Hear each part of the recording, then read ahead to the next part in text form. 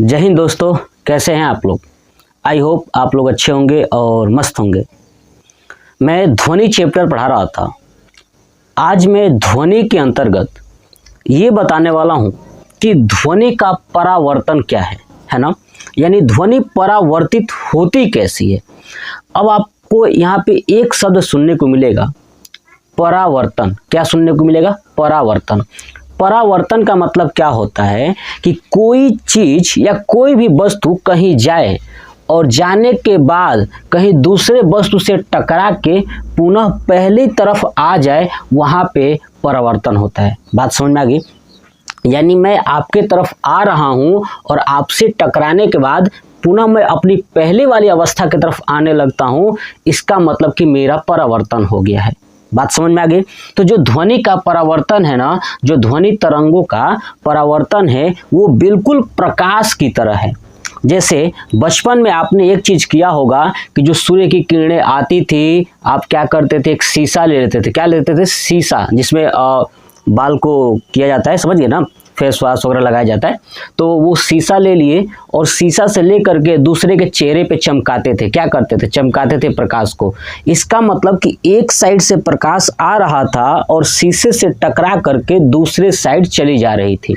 इसे ही बोलते हैं परावर्तन। क्या बोलते हैं? परावर्तन। तो जो ध्वनि है ना, जो ध्वनि तरंग का जो परावर्तन है, वो बिल्कुल प्रकाश की तरह है ना। जैसे प्रकाश परावर्तित होती है, वैसे ही ध्वनि भी परावर्तित होती है। बात समझ में आ गई? तो चलिए, आज का टॉपिक यही है कि ध्वनि तरंगों का परावर्तन। तो मैंने वही चीज लिखा है, देखिए, कि प्रकाश की तरह ही ध्वनि भी किसी ठोस या द्रव से टकराकर, है ना, प्रकाश की तरह ध्वनि भी किसी ठोस या द्रव से टकराकर, है ना, अब द्रव के सतह से टकराएगी। कहाँ से टकराएगी? सतह से टकराकर पुनः उसी दिशा में या वापस आ जाती हैं। क्या होता है? वो ध्वनि तरंग का परावर्तन होता है। बात समझ में आ गई? ठीक है। अब जिस सतह से टकराती है ना, उस सतह को बोलते हैं परावर्तक सतह।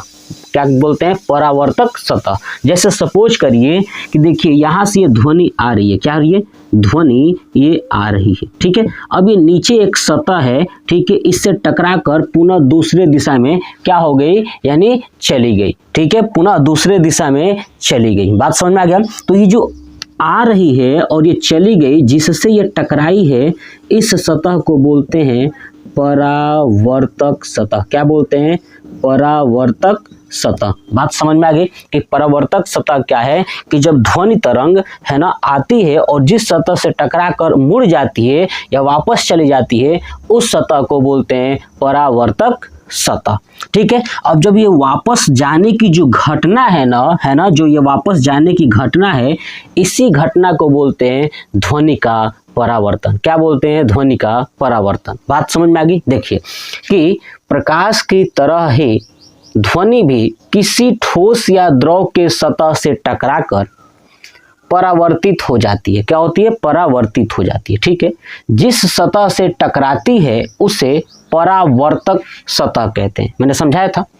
और टकराने के बाद वापस लौटने की घटना, है ना, टकराने के बाद जो वापस लौटने की घटना है, उसे ध्वनि का परावर्तन कहते हैं। क्या कहते हैं? ध्वनि का परावर्तन कहते हैं।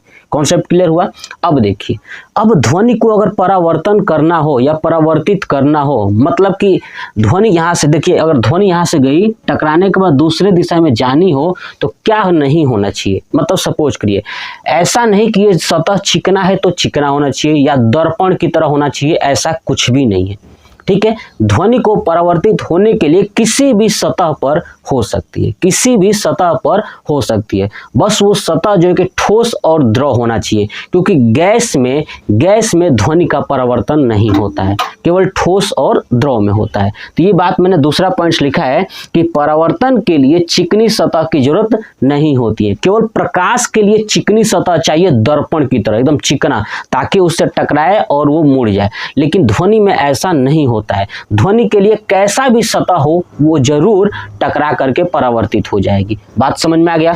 अब देखिए कि ध्वनि परावर्तन के नियम क्या है। तो देखिए ध्वनि परावर्तन के जो नियम है ना, वही नियम है जो प्रकाश के परावर्तन के नियम है। ठीक है, तो प्रकाश की तरह इसका भी दो नियम है। जो प्रकाश का परावर्तन के नियम है, वही जो है कि ध्वनि के लिए भी नियम लागू होता है। पहला नियम यही है कि आपतित ध्वनि तरंग, देखिए जो ये तरंग आ रही है ना, ये आ रही है, इसको बोलेंगे आपतित। क्या बोलेंगे? आपतित ध्वनि तरंग। उसके बाद परावर्तित ध्वनि तरंग।